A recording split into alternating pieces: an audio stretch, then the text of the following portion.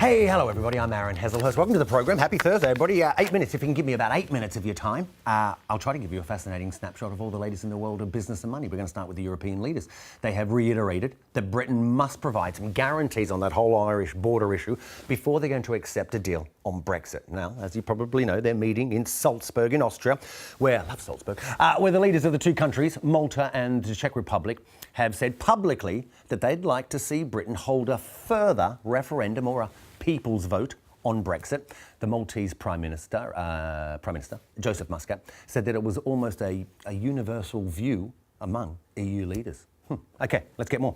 Thomas Cole is Head of Policy Research at Open Britain and a familiar face. Good to see you, Thomas. Hey, so building momentum from the EU leaders sort of saying to the UK, listen, we'd like you to have another vote. That's music to your ears, isn't it? Yeah, sure. I mean, with just over 6 months to go in the Brexit process, the negotiations are what they are. We're not really getting any kind of breakthrough at all on the key issue, which is the Northern Irish border.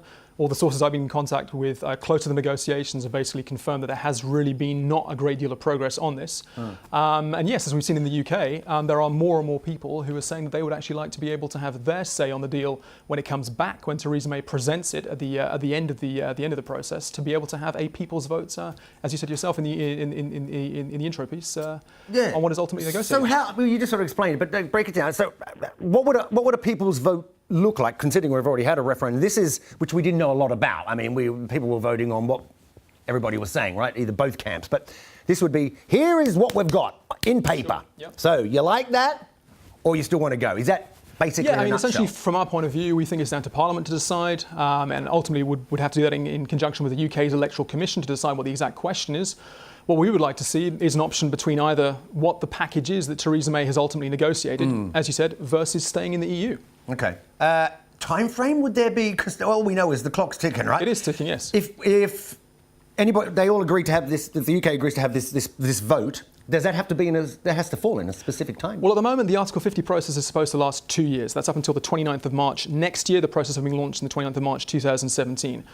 All the people that we've heard from and all the utterings we're getting on this is that if the UK wanted to hold a people's vote at the end of the process, and constitutionally in the United Kingdom needed to have more time to take you beyond the 29th of March 2019, that would be granted in those specific circumstances. And I think we're. You mean the EU would allow more breathing space? I mean, if we're very honest about it, Brexit is lose-lose. And as Donald Tusk, the President of the European Council, has said on multiple occasions, this is a damage limitation exercise.